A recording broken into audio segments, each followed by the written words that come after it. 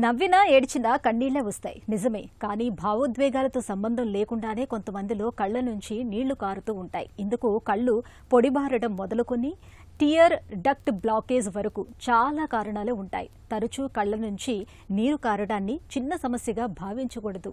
చికిత్స తీసుకోకుండా వదిలేయకూడదు. కళ్ల నుంచి తరచూ నీళ్లు కారడాన్ని వెనుక కారణాన్ని గుర్తించి చికిత్స తీసుకోవాలని చెబుతారు డాక్టర్లు. తరచూ కళ్ల నుంచి నీరు కారడానికి వెనుక కారణాలు, వాటికి పరిష్కార మార్గాల గురించి ఇప్పుడు తెలుసుకుందాం.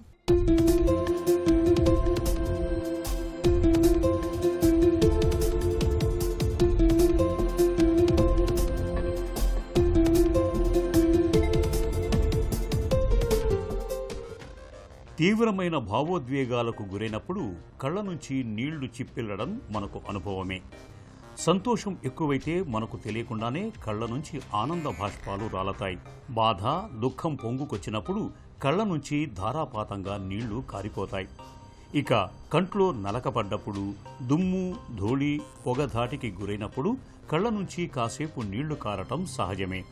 అయితే భావోద్వేగాలతో సంబంధం లేకుండా దుమ్ము, ధూళి, పొగ, బాధ లేకుండానే కళ్ల నుంచి తరచూ నీళ్లు కారిపోతుంటే అది ఖచ్చితంగా సమస్యే.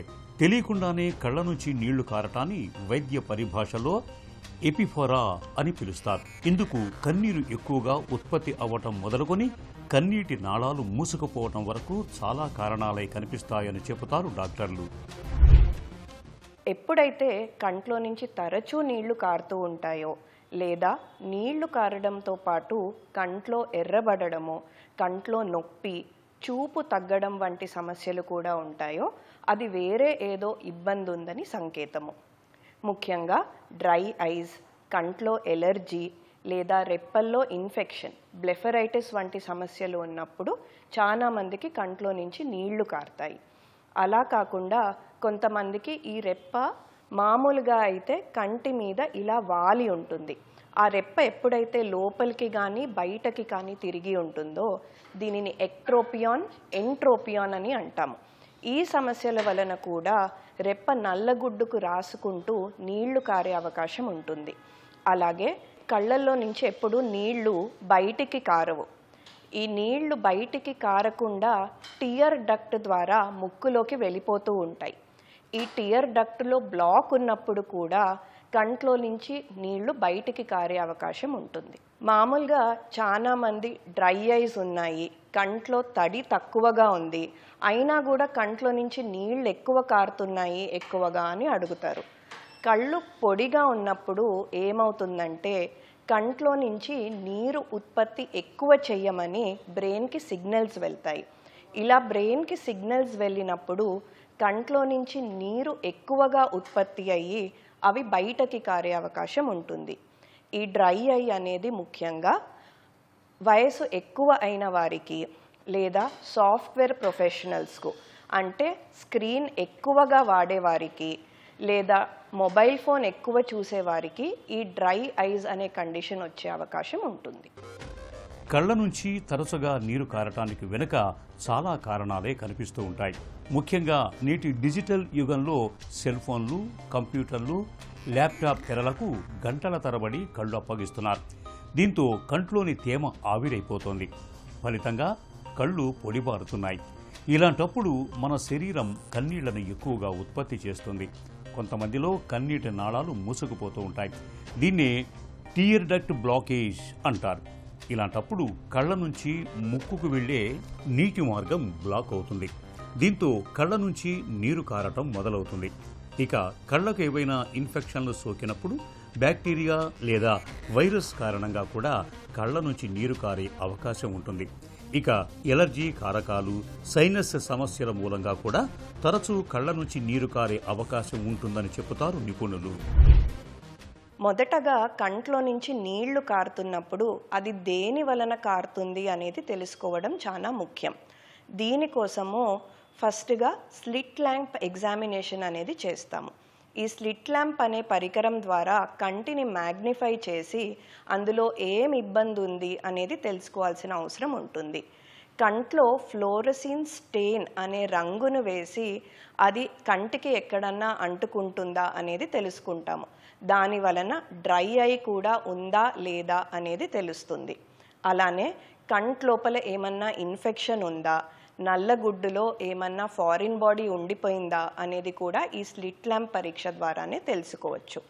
దీని తర్వాత ష్రిమర్స్ టెస్ట్ అనే పేపర్ ముక్కలు కంట్లో పెట్టి అవి ఎంత తడవుతున్నాయో చూసుకుంటాము. దీని వలన డ్రై ఐ ఏ మోతాదులో ఉందో తెలుసుకొని దాన్ని బట్టి డ్రై ఐకు ట్రీట్మెంట్ ఇవ్వాల్సిన అవసరం ఉంటుంది. దీని తర్వాత టియర్ డక్ట్ బ్లాక్ ఉన్నప్పుడు సిరెంజింగ్ అనే టెస్ట్ ద్వారా కంట్లో నీరు బయటికి వెళ్ళే రంధ్రంలో నుంచి నీరు పంపించి చూస్తాము. ఈ నీరు అనేది గొంతులోకి వచ్చిందా లేదా అనే దాన్ని బట్టి టియర్ డక్ట్లో బ్లాక్ ఉందా లేదా అనేది చూసుకొని దాన్ని బట్టి కూడా ట్రీట్మెంట్ ఇవ్వాల్సిన అవసరం ఉంటుంది.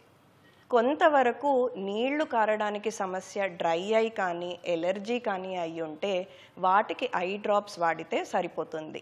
ఒకవేళ డ్రై ఐస్ ఉంటే లూబ్రికేటింగ్ ఐ డ్రాప్స్ రాసిస్తాము. లేదా ఎలర్జీల లాంటివి ఉంటే యాంటీహిస్టమిన్ డ్రాప్స్ కానీ low dose steroid eye drops కానీ అవసరం పడతాయి. అదే ఒకవేళ ఈ నీరు కారడానికి రెప్పల్లో ఏదన్నా ఇన్ఫెక్షన్ బ్లెఫరైటిస్ అయి ఉంటే దానికి మాత్రము కొన్ని ఆయింట్మెంట్లు, రెప్పల్ని బాగా బేబీ షాంపూతోని కడుక్కోవడం వంటివి చేసినా కూడా ఈ నీళ్లు కారడం అనే సమస్య తక్కువ అవుతుంది. కాకపోతే ఎప్పుడైతే రెప్ప లోపలికి కానీ బయటకి కానీ తిరిగి ఉంటుందో దానిని మాత్రము ఆపరేషన్ ద్వారానే సరిచేయాలి. అలా కాకుండా డాక్రోసిస్టైటిస్ లాంటి ఇన్ఫెక్షన్ వచ్చినప్పుడు దానికి పెద్ద ఆపరేషనే పడుతుంది. దీనిని డాక్రోసిస్టోరైనాస్టమీ లేదా డాక్రోసిస్టెక్టమీ అని అంటాము. దీని ద్వారా కంటి నుంచి ఇంకొక దారి చేస్తాము ముక్కులోకి నీరు బయటికి వెళ్ళడానికి. అప్పుడు కంట్లో నుంచి నీరు కూడా బయటికి కారదు, మాటిమాటికి ఇన్ఫెక్షన్లు వచ్చే ఛాన్స్ కూడా తక్కువ అవుతుంది. చిన్ని చిట్కాలైతే పాటించండి.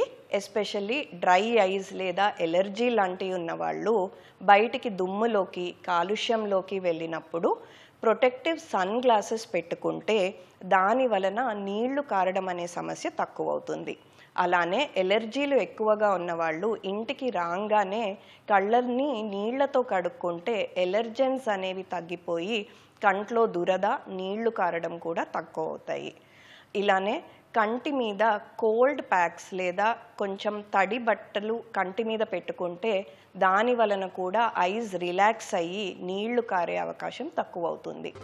కళ్ళ నుంచి తరచూ నీరు కారటం అనేది చూడటానికి చిన్న సమస్యగానే అనిపించవచ్చు. కానీ నిజానికి ఒకటే అసౌకర్యంగా ఉంటుంది. తరచూ కళ్ళను తుడుచుకుంటూ ఉండటంతో కళ్ళు రెండు ఎర్రగా మారుతుంటాయి. కంటి పాపలు ఉబ్బిపోయే ప్రమాదం కూడా ఉంటుంది. కొన్ని సందర్భాల్లో గంజి లేదా పసుపు లాంటి మలిన పదార్థం కళ్ళల్లో పేరుకుపోతూ ఉంటుంది. ఇక కంటి నిండా నీరు ఉండటంతో చూపు కూడా మసకబారుతుంటుంది. కొన్నిసార్లు కళ్ళల్లో నొప్పి కూడా మొదలవుతుంటుంది.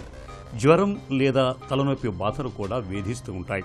ఇలాంటి లక్షణాలు కనిపిస్తున్నప్పుడు కళ్ళని రుద్దటం మానుకోవాలి. చల్లటి నీటితో కళ్ళను తరచూ కడుక్కుంటూ ఉండాలి.